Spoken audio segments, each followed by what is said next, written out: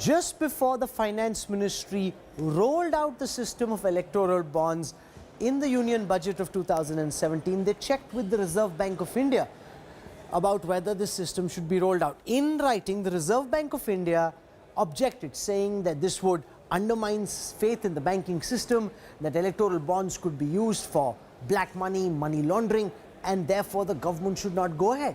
But instead of listening to what bodies like the RBI or the Election Commission had to say, the government pushed ahead. Now, these new findings have come out in a series of RTI reports that have been accessed by an RTI activist. The opposition is using those RTI findings, government documents on record, which haven't been contested by the government, to raise the question if both the Election Commission and the RBI were objecting to the system of electoral bonds. Why did the government push ahead? Here's our top story tonight.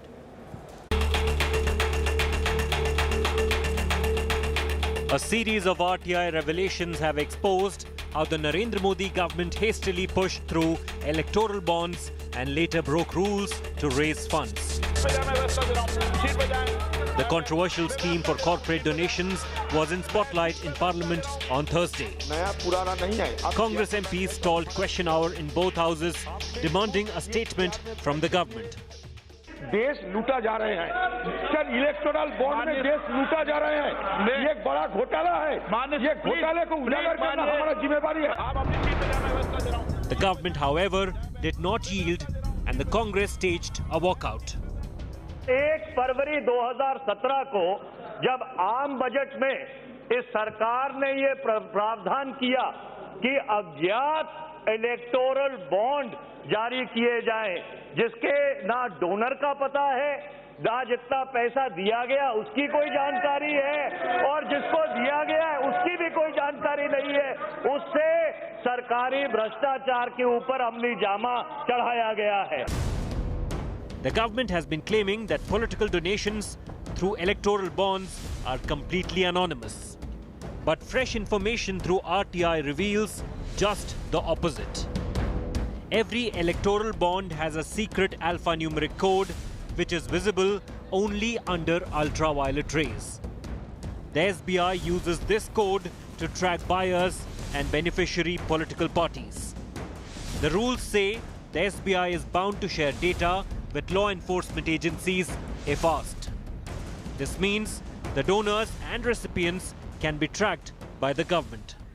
मैं समझता हूँ ये वो लोग हैं जो इसको oppose कर रहे हैं, जो पारदर्शिता को अपोज करना चाहते हैं, जो गलत भ्रष्टाचारी पैसा में विश्वास रखते हैं. So far, RTI documents have revealed that officials cited instructions from the PMO to extend sale period of bonds during assembly polls in 2018. It also exposed how the government overruled the RBI and Election Commission to implement the scheme. After stalling question hour in both the houses over electoral bonds, the Congress party now plans a joint attack by roping in other opposition parties as well to force a statement from Modi government. Expect more ruckus in the parliament over this issue in the coming days. With camera person Sanjeev Kumar, this is Anand Patel in New Delhi for India Today. So have electoral bonds added to the opacity in India's election process? Should the electoral bond process now be scrapped, given the fact that there is very little transparency and so many questions around the manner in which the process has been rolled out? Have they served any purpose at all?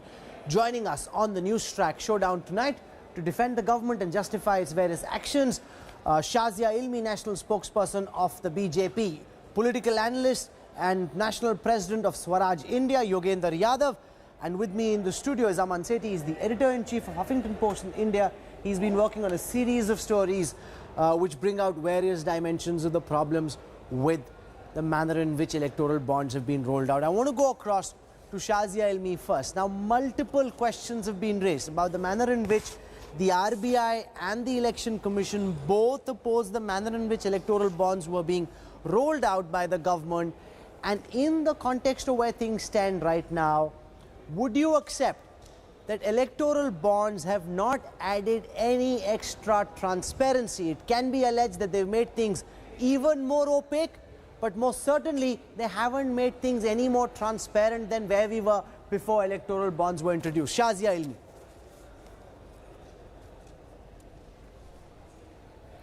So nothing could be further from truth, Rahul. The fact of the matter is that before 2017, before the electoral bonds and this system came in, there were swaths of cash which were deposited and given to different politicians and which were hoarded and kept and then used to distribute liquor or buy votes in all these years. So this is for the first time a system whereby a donor can buy these bearer checks and make a check and buy the check and these bonds, and he or she does so, or the corporation involved does so through its KYC account, which is audited, taxed income that goes through a banking process, a legal process, and there is a legitimate banking transaction with a signature in place which is further used,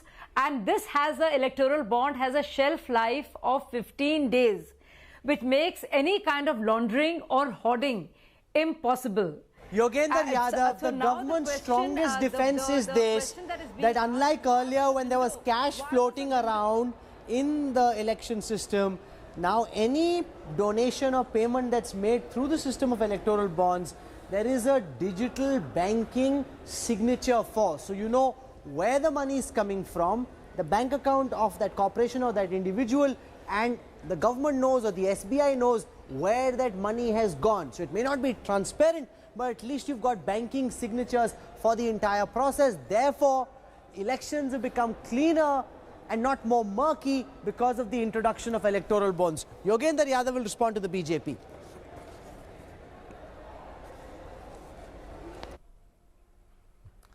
I'm very sad and surprised to hear Shazia Ilmi, who used to be my colleague once upon a time in that campaign for transparency and honest politics, to defend it. You know, just to respond to the superficial thing that has come up.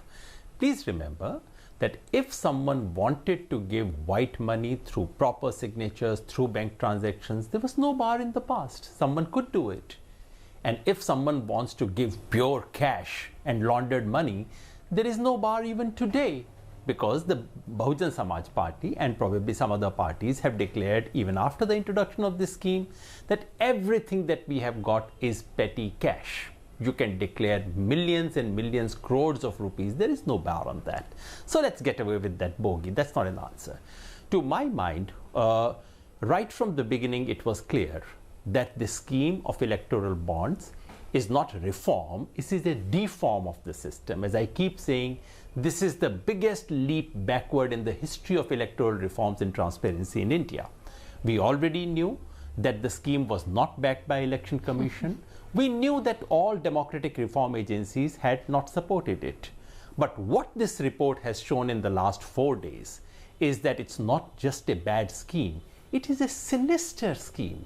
It is a scheme designed to ensure that the ruling party would know everything, the opposition would not know a thing. No wonder 99% of the donation has gone to the ruling party. It is not procedurally flawed only.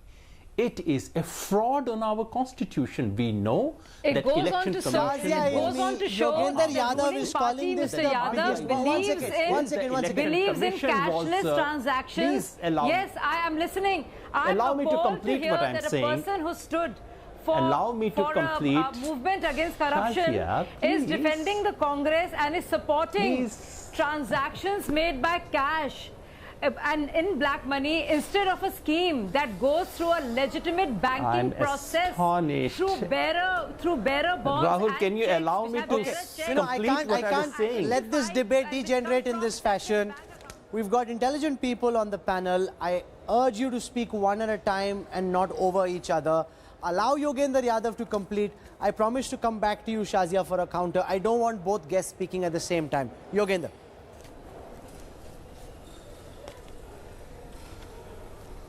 Thank you. So I was saying that it's not only a sinister scheme, not only was this scheme procedurally flawed, this is a scheme in which the RBI was arm twisted. The Election Commission of India was kept in dark. The Parliament was lied to. The rules made by the government itself were broken. And here is a scheme where the whole purpose has been not just defeated, the purpose was always there to snoop around.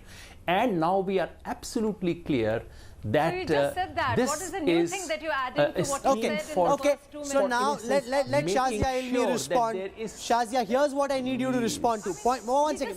Right? Okay, Shazia, listen to the question that I want you to respond to. 1 second.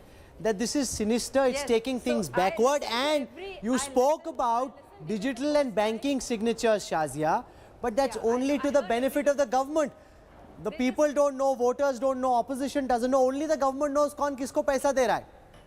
Yes, Rahul, this just goes on to say that he or people like him support the earlier system where, you know, loads of cash were given in sacks and briefcases and mithai ka dabbas. And he does not support a system whereby the checks are given and anybody and he's saying that because BJP is getting all of these, it just goes on to show that BJP perhaps is the only party which believes in this cashless transactions and in legitimate banking instruments to take away the stigma of black money, and not just that, the ills that come with having cash being used indiscriminately in buying either liquor or buying votes or buying illegal arms. So don't you think it's a great way to ensure accountability and to have a banking trail in place which ensures that the accounts from where the money is coming are actually digitally verified, and there is a system and a trail. So Aman Sethi, the argument can be made that maybe there are flaws with the current system, but this is an improvement over where we were. Earlier, you could just declare that cash was coming in less than 20,000 rupees. You didn't have to reveal who it was. I got it. And therefore, the argument is that this is better than where we were. Maybe there's a greater distance to go. So I think firstly, I think with all due respect, Shazia Ilmi is fundamentally misrepresenting how the scheme works. This idea of digital signatures, we have to remember an electoral bond is a physical bearer bond. What does that mean? It means that I go, I buy the bond, and then I physically hand it over to the person who deposits it. So let's imagine a situation where I, as a real estate company who needs a lot of cash every day, goes, buys a bond with white money, hands it over to the next person who gives me a lot of black money, which I use in my legitimate business, and that person goes and hands it over to the political party. The reason the RBI had said this should be an online system was exactly to prevent the breakage. The moment there is a physical piece of paper, there's a physical bond, you don't know how, you can't trace it through the whole route. So you can trace the beginning, you can trace the end, but what's happening in the middle, you don't know. This can virtually be used for hawala. In fact, that's what the RBI said. It can be used in place of currency notes. Mr. Sethi, I have a question. No, one second, Shazia. Shazia, I can't run a debate like this. So that's the first Let Aman complete. I will come back to you. I promise you that. The other point to remember is that this is a completely arbitrary system that is being run by the government at its own convenience. So our story yesterday showed how the Prime Minister's office broke its own rules where they said we will only open it 4 times a year. The Prime Minister's office, we have documents showing ordered that it be open for 2 extra windows in 2018 so that they have enough money for the state elections. Because if you remember, there were 6 critical elections in 2018. Now, if the opposition had gone and said, we want the bonds open for another 2 windows, do you think that would have happened? Shazia, it's an arbitrary system which can be tweaked by the government in whatever manner suits the power of the day. Yeah, I was answering that. I know I know what Mr. Sethi and Mr. Yadav and all of those who are speaking in the parliament from the Congress have been saying. So we know all the facts which are coming up now, which is being repeated. So if you have a problem with the window, and if that window is open before, as you insinuate, for the Karnataka elections, just think about it, Mr. Sethi. If you presume that this is for corruption, then isn't a better way to dispense with cash and use black money would not be ideally through the electoral bonds, because they would still have the digital signature on them and the paper trail than any other way.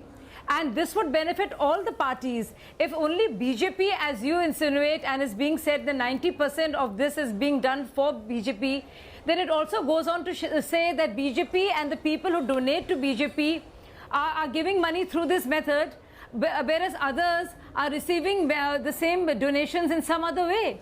And isn't this system a better system than the older system? So firstly, I go back to the basic point. I think the system is worse. Why would and how is money laundering? And if money laundering is the issue, then electoral bans, sir, let me finish.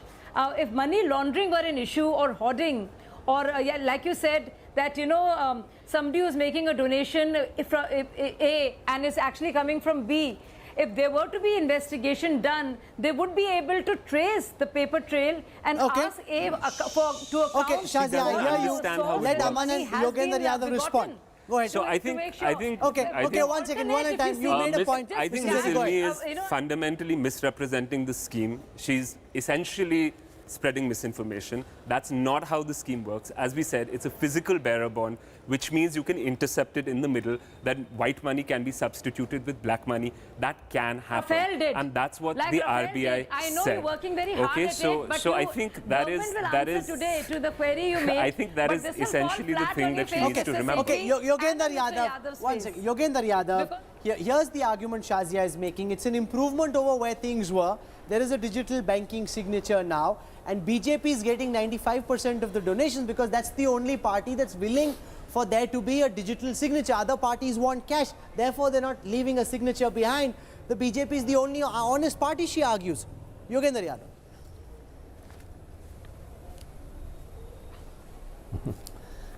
Yadav. Rahul, there are certain things about which we can argue, but on certain facts we must not argue. What my friend Shazia Ilmi is saying is false. It is false for the following reason, and there cannot be an argument about it. The point about electoral bond scheme is not that it is saying no cash, it has to be through banking. If the BJP wanted it, that could have been a very simple rule. No more cash, only bank transactions. That is not what electoral bonds are. Please understand, if that was the issue, why would the Reserve Bank of India have a problem? Why did the Election Commission have a problem? Why did every agency involved in democratic reform have a problem?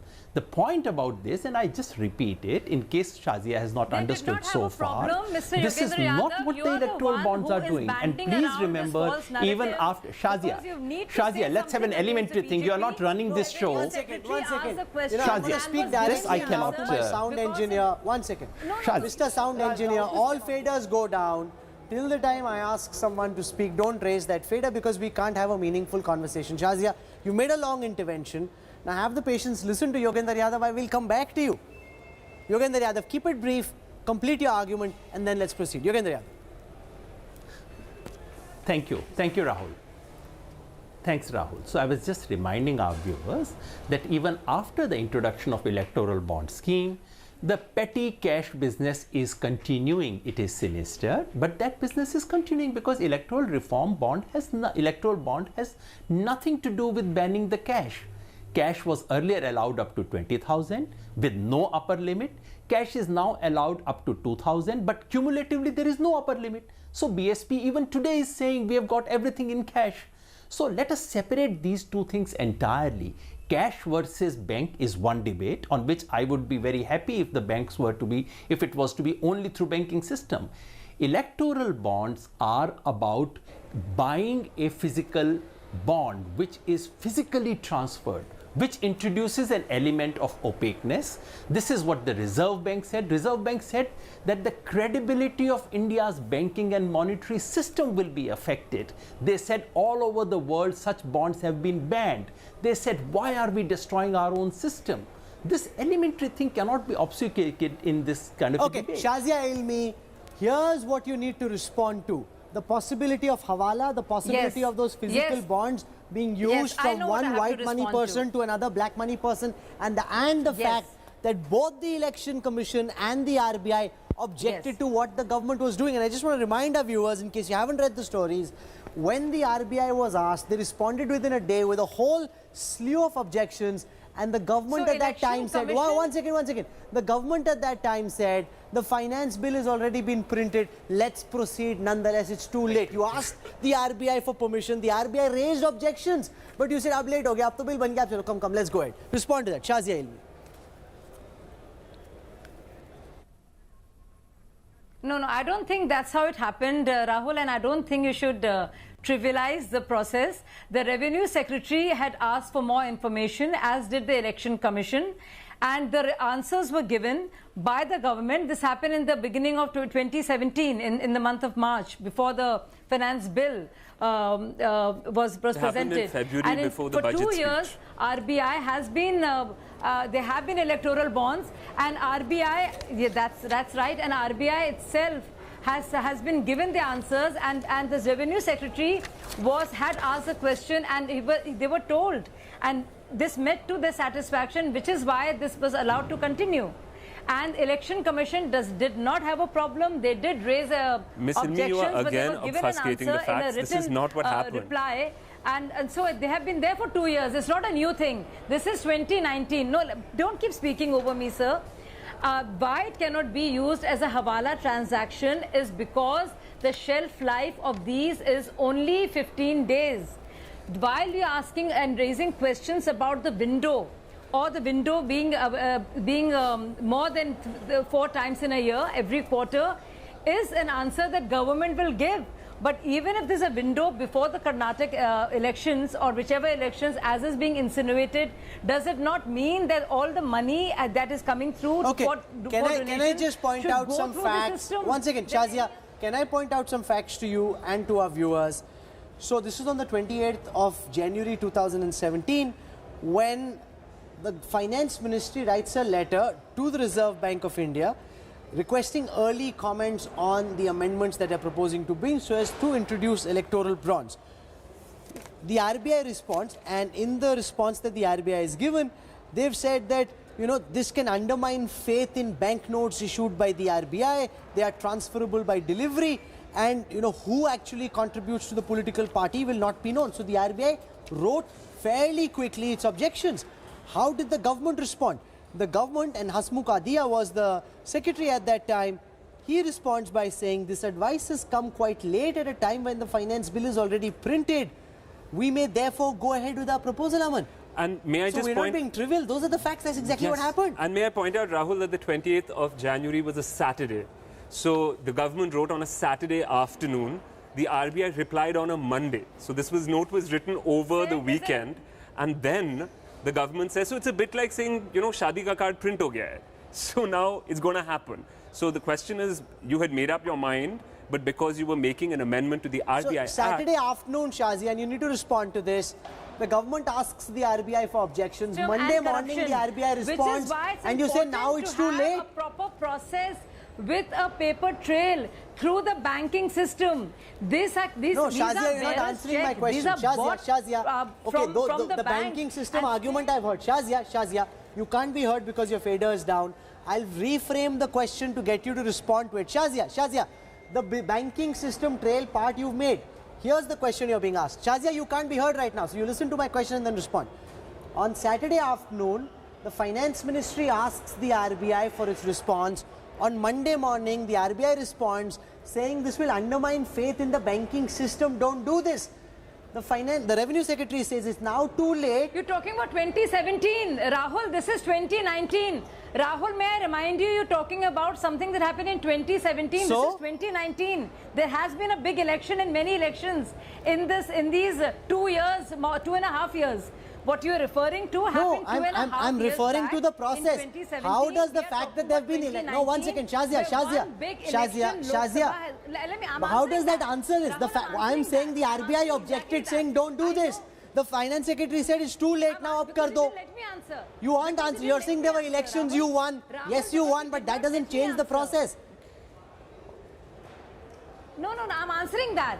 I'm answering that. I'm answering that, Rahul. What you, Yogendra Yadav, and Mr. Sethi are saying, and you are questioning, and what they are alleging is what I'm here to answer, which is what I'm doing. This happened in 2017, something that I just mentioned before the finance bill was presented, and this has been the way, and there have been many debates on this, but because there was nothing easier and better. No, but none of this answers the question. This was considered to be a Shazia, none of this answers the question. Shazia, it does answer the... What is the question? My question is this. Question? Okay, one second. No, if you keep quiet. No, Shazia, if you speak non-stop, I can't tell you. Shazia, if you keep quiet for a moment, I'll tell you what the question is. The question is this, that the government on Saturday afternoon... I'm not excited. Okay, one second. Our viewers are watching. They can decide who's getting excited. Right? One second, calm down, Shazia. You asked me thrice what the question is. Shazia, calm down. Shazia, calm down. Shazia, calm down. Calm down, Shazia, calm down. Shazia, calm down. You asked me thrice what is the question. I will... No, you haven't... Very calm. You calm down. Rahul, okay, you calm down. I'm very calm. Rahul Shazia, is repeating 2017, right? Rahul no, the year doesn't change the process or lack thereof. Very calm also. Okay, one second. Fade her down. No, Shazia. You asked me thrice what's the question. So please listen to the question and then respond. The question is this. How many elections have happened since? Nothing turns on it. The question is this. The Finance Ministry asked the RBI for a response, requesting early comments. The RBI says it sets a bad precedent, it encourages money laundering, undermines faith in banknotes, and therefore you shouldn't do it because who actually contributes the bond to the political party will not be known. This is the RBI's written response. Now, Hasmukh Adhiya, who our viewers will know well, says this advice has come quite late at a time when the finance bill is already printed. We may therefore go ahead with our proposal. Saturday afternoon you ask them for approval or permission or their views. They object. You say now you've come too late. You didn't even give them a few hours to respond. Forget how many elections happened. Just respond to this question, Shazia. Now you can be heard. Repeating yourself. You're not saying anything new. Rahul, you're repeating yourself. All that you said in the first time, and then it's your own program and it's your own, your own time that you are messing up with being an anchor. So this is what you said. This happened in 2017.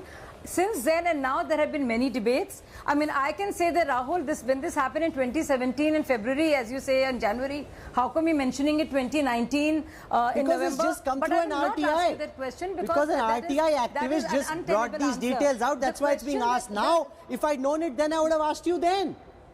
How does that turn anything? No, the RTI activist, no, this is not the... The RTI activists did not bring these details out. RTI, this is on public record. It came out through an RTI. For many debates. It came out through an RTI. During those debates, this wasn't known. Shazia, during those debates, this wasn't known. If it were known, I would have asked you earlier. Yogendra Yadav now wants to come in and respond to this. Yogendra Yadav, she's saying it happened in 2017. Ab kyun pooch rahe ho? Pehle puchna tha.